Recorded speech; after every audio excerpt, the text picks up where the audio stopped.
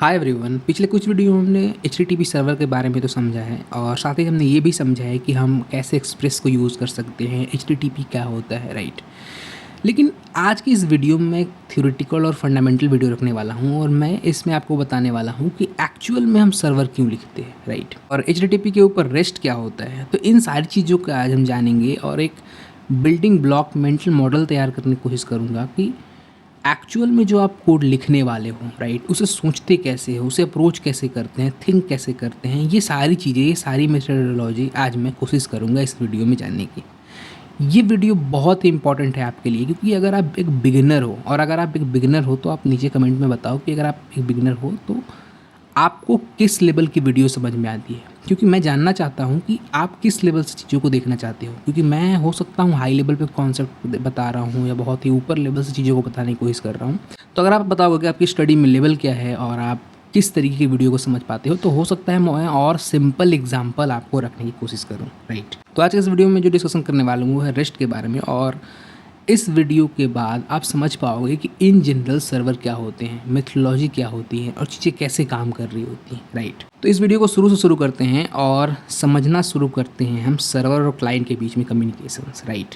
तो initial days में होता क्या था कि जो सर्वर होता था वो सिंगल सोर्स ऑफ ट्रूथ होता था सारी इन्फॉर्मेशन का, राइट। फॉर एग्जांपल अगर क्लाइंट रिक्वेस्ट करना चाहता था तो वो लिखता था google.com, और वो जो google.com है वो क्लाइंट से रिक्वेस्ट कहाँ जाती थी, वो जाती थी सर्वर के पास। सर्वर उस रिक्वेस्ट को प्रोसेस करता था, उस रिक्वेस्ट के अकॉर्डिंग एक नया HTML फाइल रिटर्न करता था क्लाइंट को, यानी ब्राउज़र को, ठीक है। ब्राउज़र उसको रेंडर करता था और ब्राउज़र रेंडर करके इन्फॉर्मेशन को दिखाता था, राइट। इसमें प्रॉब्लम क्या है कि जब ब्राउज़र को कुछ नया डेटा, नया इन्फॉर्मेशन, नई चीज़ें की रिक्वायरमेंट होती थी तो उसके कारण ब्राउज़र एक रिक्वेस्ट करता था अपने सर्वर पे और उस रिक्वेस्ट के करस्पॉन्डिंग एक नया पेज रिटर्न होके आता था, राइट। नया पेज का मतलब होता है नया HTML रिटर्न होना, ठीक है। जैसे मैंने आपको एग्जांपल में बताया है कि इस पब्लिक के अंदर हम इंडेक्स वगैरह कैसे HTML फाइल रखते थे, राइट। इसी अप्रोच पे पुराना वेब चलता था हमारा। लेकिन आज का जो मॉडर्न वेब है उसमें आप देखोगे कि आपका पेज रिलोड मिनिमल होता है, राइट। बहुत ही इंपॉर्टेंट हुआ तो पेज रिलोड होता है, या फिर ऐसा कहो कि फर्स्ट टाइम अगर आपका HTML लोड हो गया तो उसके बाद पूरा का पूरा एक ऐप का एक्सपीरियंस मिलता है आपके ब्राउज़र पे, राइट।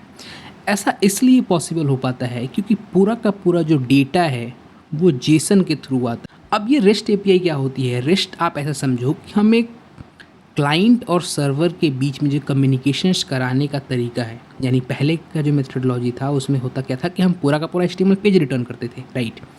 लेकिन रेस्ट API आने के बाद हम केवल और केवल सर्वर से डेटा को रिटर्न करते हैं और पूरा का पूरा क्लाइंट साइड उस डेटा के बिहाफ पे अपने पेज को रेंडर करता है, और या फिर आप कहो कि अपने वेब पेज को लोड करता है और जनरेट करता है, राइट। इससे होता क्या है कि ये एक सेपरेशन ऑफ कंसर्न की बात होती है, राइट। इससे एक तो स्टैंडर्ड डिफाइन होता है कि सर्वर साइड पे क्लाइंट साइड वाले लॉजिक्स नहीं लिखे जाएंगे, राइट। बटन क्लिक होने पे क्या होगा, ये सारी चीज़ें हम सर्वर साइड पे नहीं लिखते हैं। ये पूरा का पूरा जो कॉन्सेप्ट है, पूरा का पूरा जो सीन है वो क्लाइंट साइड पे आ जाता है, ठीक है। इससे एक बनता है सेपरेशन ऑफ कंसर्न, और हम बैकएंड को फ्रंट एंड से अलग रखते हैं और पूरा का पूरा जो कम्युनिकेशंस होता है वो हम रेस्ट के थ्रू कर रहे होते हैं, राइट। अब इसमें कुछ प्रॉब्लम्स भी हैं और हाइब्रिड अप्रोच भी आ गई है, लेकिन अभी मैं उन चीज़ों पर नहीं जाना चाहता। अभी मैं आपको ये सिंपली बताना चाहता हूँ कि सेपरेशन ऑफ कंसर्न करने से हुआ क्या कि जो फ्रंट एंड के कोड थे, जो डेटा के बेसिस पे जो डेटा शो करने थे, कैसे शो करने हैं, क्या स्टाइलिंग होनी चाहिए, क्या मेथडोलॉजी होनी चाहिए, कहाँ पे क्या चीज़ें रखनी है, वो पूरा का पूरा क्लाइंट साइड पे हैंडल होने लगा, राइट। जो रिएक्ट जैसी फ्रेमवर्क है वो बहुत पॉपुलर इसलिए हुई, ठीक है। सर्वर का काम ये रह गया लॉजिक हैंडल करना, राइट। तो डेटा के ऊपर कोई भी ऑपरेशंस परफॉर्म करने हैं या कोई भी अदर लॉजिक्स लिखने हैं, राइट, डेटा को सेव कराना है, स्टेट मेंटेन करना है, वो सारी चीज़ें यहाँ पे सर्वर साइड हैंडल करती है, right? और इन दोनों के बीच में एक API कॉल होता है जिसे हम रेस्टफुल API कहते हैं, और उस रेस्टफुल API के थ्रू हम जेसन रिटर्न कर रहे होते हैं सर्वर साइड से, right? तो इस तरीके से पूरा पूरा कम्युनिकेशंस होता है। इससे होता है कि जो सर्वर अपना कंसर्न है वो केवल और केवल डेटा पे रखता है और वो रेस्ट एपीआई के थ्रू यानी एक कुछ मेथड्स के थ्रू अपना कुछ ऑपरेशंस को परफॉर्म करता है और उसके बिहाफ पे कुछ ना कुछ डेटा को रिटर्न कर रहा होता है, राइट। अगर थोड़ा सा मैं रेस्ट के बारे में और बात करूँ तो एक रेड हैट का बहुत ही अच्छा आर्टिकल है, अगर मैं इसको आपको सुनाने की कोशिश करूँ तो यहाँ पे देख सकते हो आप कि REST API is the application programming interface that follow the design principle of REST architecture style, right? REST is the sort of representational state transfer, right? Is a set of rule and guidelines about how you should build a web API, right? तो यहाँ पे जो REST है वो एक guideline है, वो एक तरीका है जिसके थ्रू हम एप्लीकेशन प्रोग्रामिंग इंटरफेस यानी API को बना सकते हैं। और API बनाने का जो पर्पस है वो क्या है, वो सेपरेशन ऑफ कंसर्न है, यानी जो लॉजिक्स हम क्लाइंट साइड पे लिख सकते हैं वो हम क्लाइंट साइड पे लिख के वो पूरा लॉजिक हम सर्वर साइड पे ना रखें, राइट। उसके बाद सर्वर साइड के ऊपर हम केवल लॉजिकल पार्ट रखें, डेटा को कैसे हैंडल करना है, डेटा को कहाँ सेव कराना है, राइट, क्या ऑपरेशन परफॉर्म करने हैं, कैसे प्रोसेस करना है डेटा को, वो पार्ट केवल और केवल सर्वर साइड पे कवर हो, न कि सर्वर क्लाइंट की रिस्पॉन्सिबिलिटी को हैंडल भी कर रहा हो, राइट। इससे होता क्या है कि डेवलपमेंट फास्ट होता है, एक सेपरेशन ऑफ कंसर्न बनता है, यानी क्लाइंट जो डिज़ाइनिंग पार्ट है, डेटा का विजुअलाइजेशन पार्ट है, वो एक सेपरेट डेवलपर लिख सकता है, सर्वर का पार्ट एक सेपरेट डेवलपर लिख सकता है, दोनों के फ्लो अलग होते हैं, लॉजिक्स अलग होते हैं, राइट। तो अगर मैं रेस्ट एपीआई के एक और एडवांटेज की बात करूँ तो फॉर एग्जांपल ओपन एआई आप जानते हो, चैट जीपीटी, उसने पीछे पूरा का पूरा एक मॉडल तैयार करके रखा हुआ है, पूरा एक इंफ्रास्ट्रक्चर तैयार करके रखा हुआ है एआई का, राइट। अगर वो एपीआई का कॉन्सेप्ट यूज़ नहीं करेगा तो होगा क्या कि केवल और केवल बाउंड हो जाएगा वो अपने क्लाइंट सर्वर के लिए, राइट। अभी आप कर क्या सकते हो कि आप अपने ब्राउज़र से, आप अपने वेब पेज से, अपने क्लाइंट से उनकी एपीआई को यूज़ करके वही सारे डेटा, वही सारे रिस्पॉन्स आप अपने पेज पे रिटर्न कर सकते हो। तो ये क्यों हो पाया? ये हो पाया एपीआई के कारण। तो एपीआई न केवल स्टेट ट्रांसफ़र करता है, न केवल लॉजिक को सेपरेट करता है, बल्कि एक बिजनेस मॉडल भी नया तैयार कर रहा है, एक नए तरीके से एक नया वे ऑफ कम्युनिकेशन तैयार कर रहा है डेटा को ट्रांसफ़र करने का और यहाँ पे बात करने का, राइट। तो रेस्ट एपीआई को थोड़े से और हम गीक्स फॉर गीक्स के एग्जांपल से अगर समझने की कोशिश करें तो जब हम रेस्ट एपीआई लिखते हैं तो रेस्ट एपीआई लिखने का एक अपना मेथोडोलॉजी है, एक अपना तरीका है, राइट, एक अपने सेट ऑफ रूल्स हैं और उसी रूल्स के अकॉर्डिंग हमें लिखने चाहिए, राइट। यहाँ पे अगर मैं थोड़े से लोअर लेवल की बात करूँ, डीपर अंडरस्टैंडिंग की बात करें, तो यहाँ पे HTTP किसी भी तरीके रूल को फॉलो नहीं करता, क्योंकि हम जानते हैं कि TCP के ऊपर पूरा का पूरा ये टेक्स्ट ट्रांसफ़र हो रहा होता है क्लाइंट टू सर्वर के बीच। लेकिन अगर मैं रेस्ट एपीआई की बात करूँ, कि स्टैंडर्ड की बात करूँ, तो वहाँ पे हम कोशिश करते हैं कि जो हम एपीआई डिज़ाइन करें, जो हम एपीआई लिखें, उसका एक अपना मैकेनिज़्म हो, अपना एक रोल हो, अपनी एक रिस्पॉन्सिबिलिटी हो, राइट। तो अगर मैं सिंपल भाषा में बात करूँ तो रेस्ट बनाने का पूरा पर्पस यही है कि एक स्टैंडर्ड डिफाइन का जो वर्ब होते हैं गेट, पोस्ट, पुट या डिलीट, इनका एक स्पेसिफिक मतलब डिफ़ाइन किया जाए। अगर हम कोई भी डेटा को गेट कर रहे हैं तो उसका मतलब क्या है, पोस्ट कर रहे हैं तो उसका मतलब क्या है, अगर पोस्ट कर रहे हैं तो बॉडी का मतलब क्या होता है, हेडर्स क्या होते हैं, राइट। तो ये पूरा का पूरा एक आर्किटेक्चरल पैटर्न है, एक तरीका है जहाँ पे हम एक कन्वीनियंट वे में मल्टीपल डेवलपर्स अगर सेम प्रोजेक्ट पे काम कर रहे हो, सेम एपीआई को यूज़ कर रहे हो, या फिर कोई और क्लाइंट जो आपके बैकएंड से केवल और केवल इंटरेक्ट करता है, जैसे कि मैंने एग्जांपल लिया था ओपन एआई के बारे में, तो वहाँ पे एक स्टैंडर्ड बनना ज़रूरी है। हम कहीं भी कुछ भी रिटर्न नहीं कर रहे होते हैं, राइट। और वो स्टैंडर्ड जो बनता है वो बनता है रेस्ट एपीआई के कारण, ठीक है।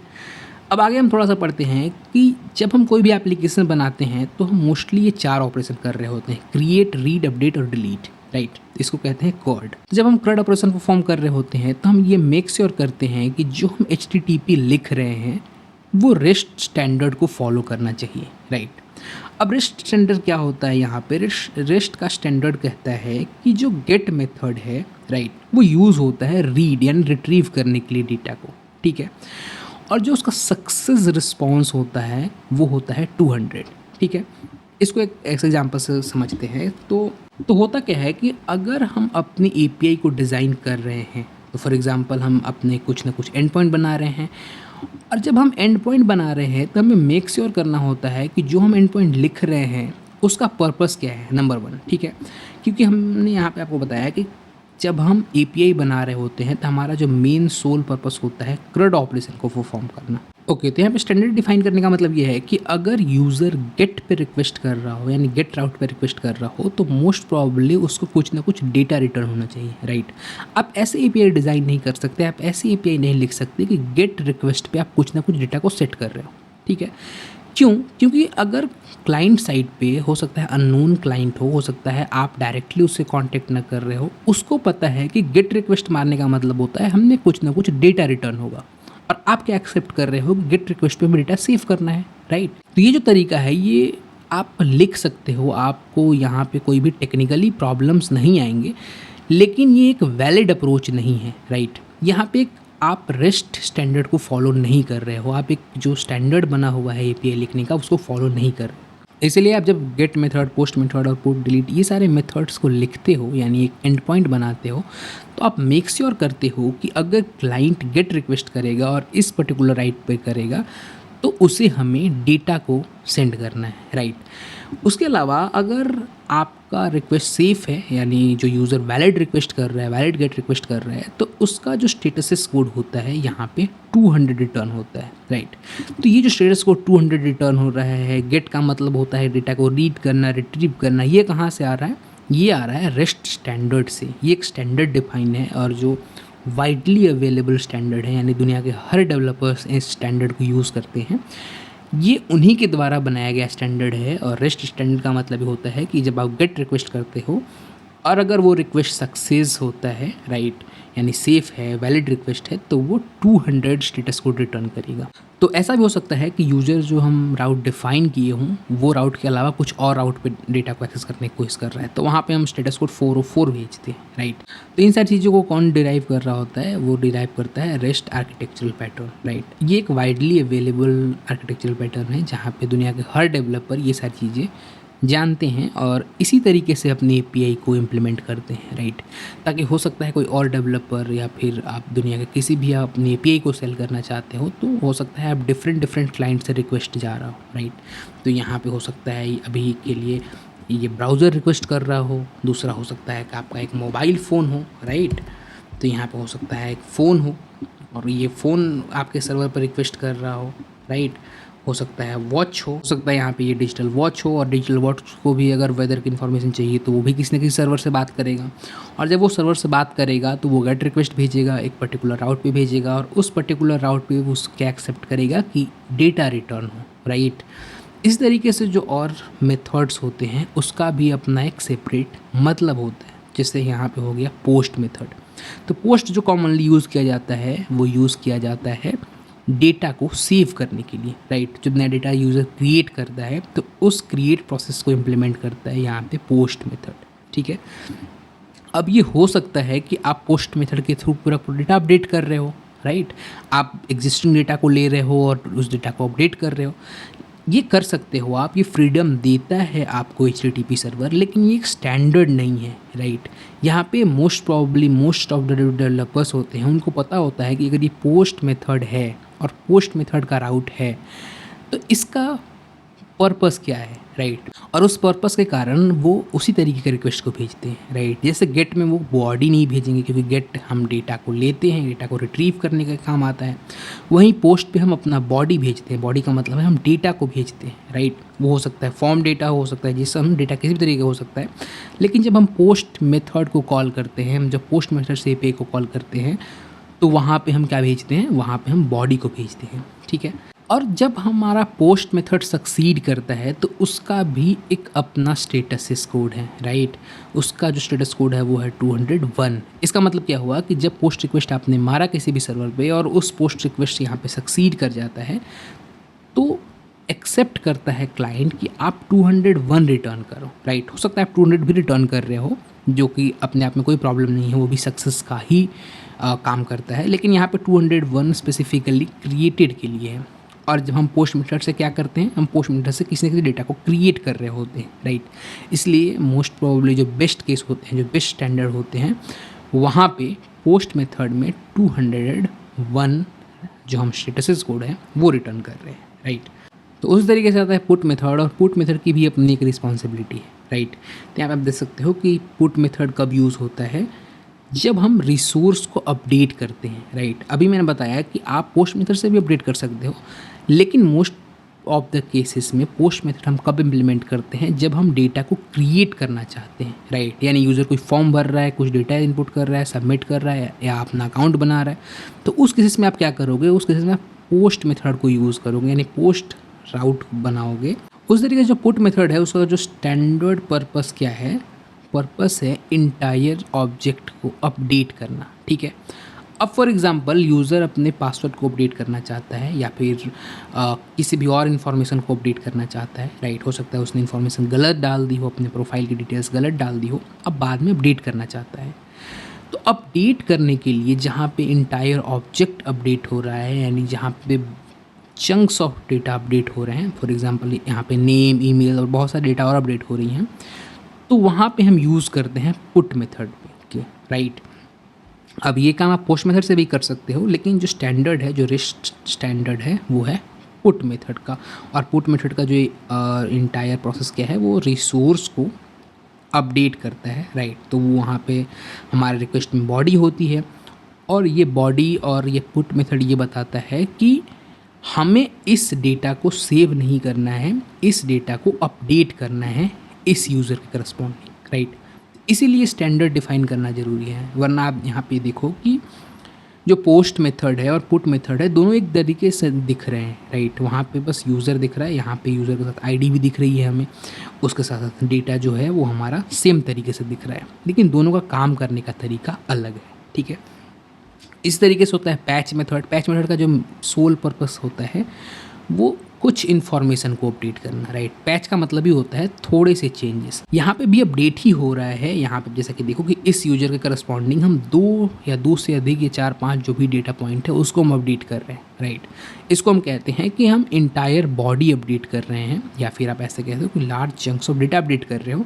तो वहाँ पे कौन से मेथड यूज़ करते हैं, हम पुट मेथड यूज़ करते हैं, ठीक है। तो पैच मेथड का जो सोल पर्पस होता है वो क्या होता है कि स्पेसिफिक डेटा पॉइंट को अपडेट करना, राइट। स्पेसिफिक डेटा पॉइंट यहाँ पे आप देख सकते हो कि जैसे कि एक ईमेल को अपडेट किया जा रहा है इस आईडी के करस्पॉन्डिंग, राइट। लेकिन ये बिल्कुल पॉसिबल है कि आप पुट की जगह पैच लिख सकते हो, पैच की जगह पुट लिख सकते हो, राइट। दोनों तो अपडेट ही कर रहे हैं, लेकिन क्योंकि स्टैंडर्ड ये कहता है कि अगर आपको मल्टीपल डेटा को अपडेट करना है तो आपको पुट रिक्वेस्ट लिखना चाहिए, वहीं आपको एक सिंगल डेटा को अपडेट करना है, यानी एक एंटिटी, एक डेटा पॉइंट को अपडेट करना है, तो आपको पैच रिक्वेस्ट करना चाहिए या पैच रिक्वेस्ट लिखनी चाहिए अपने सर्वर साइट पे।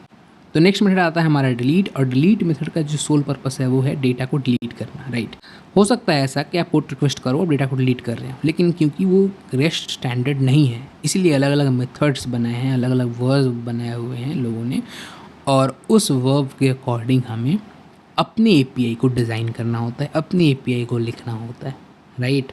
तो यहाँ पे देख सकते हो डिलीट है, यहाँ पे यूज़र और स्लैश करके यूज़र आईडी दे रहे हैं हम। तो यहाँ पे डिलीट मेथड में किसी तरीके हम बॉडी पास नहीं करते, और केवल हम आईडी जैसे यूनिक इन्फॉर्मेशन देते हैं, ताकि हम उस पर्टिकुलर यूनिक आईडी को अपने रिकॉर्ड में, जो डेटाबेस के रिकॉर्ड में हम सेव करते हैं, उसे डिलीट कर सकें। तो यहाँ पे डिलीट एक आइडेम्पोर्टेंट है, और आइडेम्पोर्टेंट का मतलब आप देख सकते हो कि यहाँ पे बताया गया है कि आइडेम्पोर्टेंट का मतलब दरअसल ये होता है कि जो HTTP मेथड है, अगर आपने उसको मल्टीपल बार भी कॉल किया, राइट, तो वो सेम आउटकम देगा, ठीक है। फॉर एग्जांपल अगर आपने किसी भी यूजर को डिलीट किया, अगर आप मल्टीपल बार भी डिलीट कर रहे हो, मल्टीपल बार भी सेम एपीआई कॉल कर रहे हो, तो क्योंकि वो यूज़र डिलीट ही हो रहा है तो हर बार वो डिलीट ही होगा, ठीक है। तो इसका वही मतलब यहाँ पे होता है। तो यहाँ पे देख सकते हो कि it would not matter if the method is called only once और 10 times, right, the result should be same. तो यही होता है आइडेम्पोर्टेंट का मतलब, ठीक है। तो इस तरीके से होता है हमारा स्टैंडर्ड, और स्टैंडर्ड का जो मेन पर्पस है वो यही है, राइट। और जब हम एपीआई डिज़ाइन कर रहे होते हैं, जब हम एपीआई लिख रहे होते हैं सर्वर साइट पे, तो हम मेक श्योर कर रहे होते हैं कि हम रेस्ट स्टैंडर्ड से ही लिखें, राइट, ताकि हमारी एपीआई को कोई भी डिवाइस कंज्यूम कर रहा है, कोई भी बिजनेसेस कंज्यूम कर रहे हो, तो वो जो स्टैंडर्ड है उसको मेंटेन अगर हमने किया हुआ है, और सेम स्टैंडर्ड अगर वो मेंटेन करेंगे, अगर उनको पता है उनको, और ऑब्वियसली पता होगा कि ये वाइडली यूज्ड स्टैंडर्ड है, तो वो सही तरीके से हमारी एपीआई को कंज्यूम कर पाएंगे, राइट। तो अगर हमारा server right response, right status code return कर रहा होगा, तो उसके बिहाफ पे जो क्लाइंट साइड है वो अपना जो एरर हैंडलिंग कर सकते हैं, राइट। वो यूज़र को बता सकते हैं कि आपका रिक्वेस्ट क्यों फेल हुआ, राइट। या फिर आपके डेटा में क्या प्रॉब्लम है, कहाँ पे इनकरेक्ट हो रहा है, राइट। तो वो सारी चीज़ें हम इसलिए कर पाते हैं, इसलिए हम स्टैंडर्ड मेंटेन करते हैं क्योंकि हम कम्युनिकेशंस चाहते हैं कि हम बिना किसी बार बार पूछने आए यूज़र कि भैया ये जो आपने गेट मेथड डिफ़ाइन किया है ये क्या करता है, पोस्ट मेथड डिफ़ाइन कर रहा है क्या करता है, उसको एक नून हो, उसको एक आइडिया हो, राइट, कि ये पोस्ट मेथड और ये राउट है तो ये यही कर रहा होगा, यहाँ पे हमें बॉडी ही भेजना है, राइट। वो बॉडी आप बता देते हो क्लाइंट साइड को कि भैया आप ये बॉडी भेजोगे, ये पोस्ट मेथड पे रिक्वेस्ट करोगे तो आपका जो डेटा है वो हमारे सर्वर पे स्टोर हो जाएगा, राइट। तो ये एक स्टैंडर्ड है, ये एक मेथडोलॉजी है जिसके कारण ये सेल्फ एक्सप्लेनेटरी बन जाता है, राइट। तो आप एपीआई डिज़ाइन कर रहे हो तो मेक श्योर करें कि आप रेस्ट के जो स्टैंडर्ड हैं उसको फॉलो करें, राइट। अगर मैं थोड़ा सा रिकैप करूँ तो रेस्ट का स्टैंडर्ड कहता है कि जो गेट मेथड है वो हमेशा डेटा को रीड करके कुछ ना कुछ डेटा ही रिटर्न कर रहा होगा। गेट मेथड की मदद से हम कोई भी डेटा सेव नहीं कर सकते, कोई भी डेटा डिलीट नहीं कर सकते, कोई भी डेटा अपडेट नहीं कर सकते, राइट। वहीं पे जो पोस्ट मेथड है वो क्या कहता है कि पोस्ट मेथड हमेशा बॉडी एक्सेप्ट करेगा और उस बॉडी के बिहाफ पे कोई ना कोई डेटा हमारे डेटाबेस में हम सेव करा रहे होंगे, यानी स्टोर कर रहे होंगे, राइट। यहाँ पे गेट मेथड नहीं है, पोस्ट मेथड है, इसलिए हम डेटा रिटर्न कर सकते हैं ऑब्वियसली, लेकिन इसका सिंगल पर्पस हम डेटा रिटर्न करने का नहीं है। इसका जो मेन पर्पस है वो क्या है, वो है कुछ ना कुछ बॉडी एक्सेप्ट करना और उस बॉडी को अपने जो डेटाबेस में सेव करना, राइट। वैसे ही पुट, पैच, ये जो मेथड्स होते हैं इनका भी अलग अलग मतलब है। तो पैच मेथड का सिंपल मतलब क्या होता है, पैच मेथड का सिंपल मतलब होता है कि हमें एक एंट्री को अपडेट करना है, राइट। फॉर एग्जांपल आपको ईमेल आईडी को अपडेट करना है तो वहाँ पे एक एंट्री अपडेट हो रही है, तो उस केस में आप कौन से मेथड को डिफ़ाइन करोगे, उस केस में आप डिफ़ाइन करोगे पैच मेथड को, राइट। वहीं पे पुट का क्या काम होता है, मल्टीपल डेटा पॉइंट्स अपडेट हो रही हों। फॉर एग्जांपल प्रोफाइल की डिटेल्स कोई अपडेट करना चाहता हो, प्रोफाइल की डिटेल्स में बहुत सारी चीज़ें हो सकती हैं, हो सकता है उसका नेम बदल रहा हो, डेट ऑफ बर्थ बदल रहा हो, इमेजेस बदल रहे हो, राइट। तो उस केसेस में हम पुट मेथड को यूज़ करते हैं।